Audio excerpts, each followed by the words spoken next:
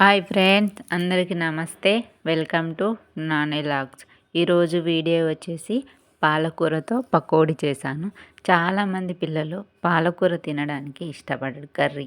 అందుకని ఇలా ఒకసారి పాలకూరతో చేసి అయితే ట్రై చేసి పెట్టండి. మీ పిల్లలు చాలా ఇష్టంగా తింటారు. నేనైతే ఒక పాలకూర కట్ట తీసుకొని దాన్ని శుభ్రం చేసి ఇలా చిన్న చిన్న ముక్కలుగా కట్ చేసుకున్నాను. చూసారు కదా, అన్నీ ఇలా చిన్న చిన్న ముక్కలుగా కట్ చేసుకొని పక్కకు పెట్టుకోండి.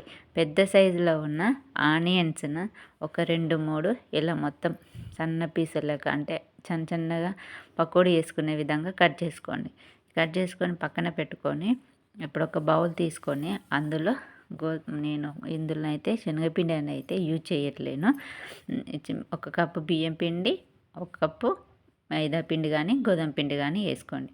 తర్వాత మనం తరుగు పెట్టుకున్న పాలకూర కట్టను అయితే ఇందులో వేసుకోవాలి. తర్వాత అలానే మనం కట్ చేసి పెట్టుకున్న ఆనియన్స్ ముక్కలను కూడా వేసుకోవాలి. పిల్లలు స్కూల్ నుండి రాగానే మనం ఇలా డిఫరెంట్గా స్నాక్స్ చేసి పెట్టామనుకోండి, వెరైటీగా రోజు చాలా ఇష్టంగా తింటారు. ఇప్పుడు వేసుకున్న తర్వాత మన స్పైసీకి తగ్గట్టు, అంటే మీరు కారం ఎక్కువ తినే వాళ్ళు అయితే ఎక్కువ, తక్కువ తినే వాళ్ళు తక్కువ, అంటే మీరు ఏ విధంగా తింటారో దాన్ని బట్టి కారాన్ని అయితే యాడ్ చేసుకోండి. అలానే తర్వాత తగినంత సాల్ట్ కూడా వేసుకోండి. తర్వాత దీంట్లో కొంచెం జీలకర్ర పొడి, అంటే జీలకర్ర,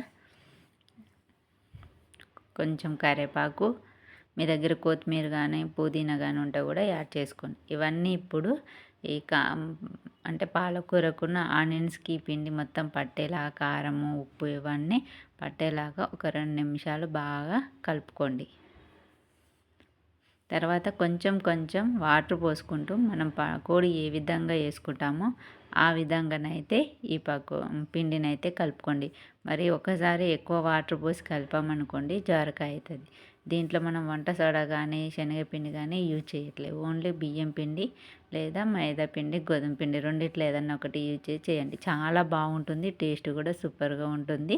కరకరలాడుతూ ఉంటుంది. పిల్లలు కాలేజ్ నుండి కానీ స్కూల్ నుండి వచ్చేసరికి టీ టైంకి మనం ఇలా చేసి పెట్టామనుకోండి, పెద్దవాళ్ళకు కూడా చాలా ఇష్టంగా తింటారు. చాలామంది పాలకూర అంటే ఇష్టపడరు, పిల్లలైనా పెద్దలైనా. మనం పాలకూర తెచ్చినప్పుడు అప్పుడప్పుడు ఆకుకూరలు కూడా పిల్లలకు పెడుతూ ఉండాలి, హెల్త్కి మంచిది కాబట్టి.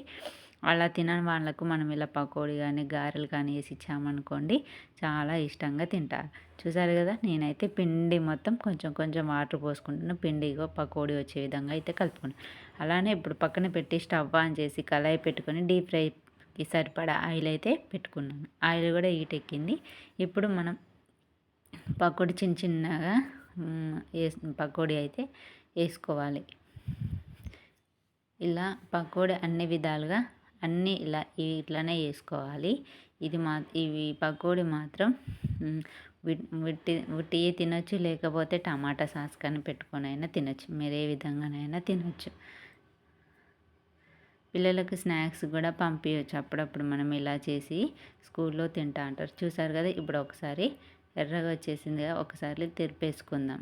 ఇలా తిప్పుకున్న తర్వాత ఇది బాగా మాడిపోకుండా గోల్డెన్ కలర్లోకి వచ్చేదాకా వేయించుకోవాలి.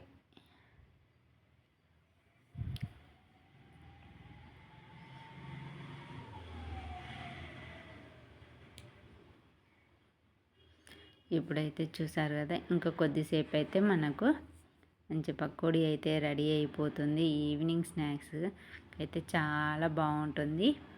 మీరు కూడా ఈ పకోడీని అయితే ఒకసారి ట్రై చేయండి. మొత్తం పకోడీ అయితే కాలింది. ఇప్పుడు మనం దీన్ని మొత్తం ఒక బౌల్లోకి అయితే తీసుకుందాం. మొత్తం మిగతా పిండిని కూడా ఇలానే వేసుకోండి.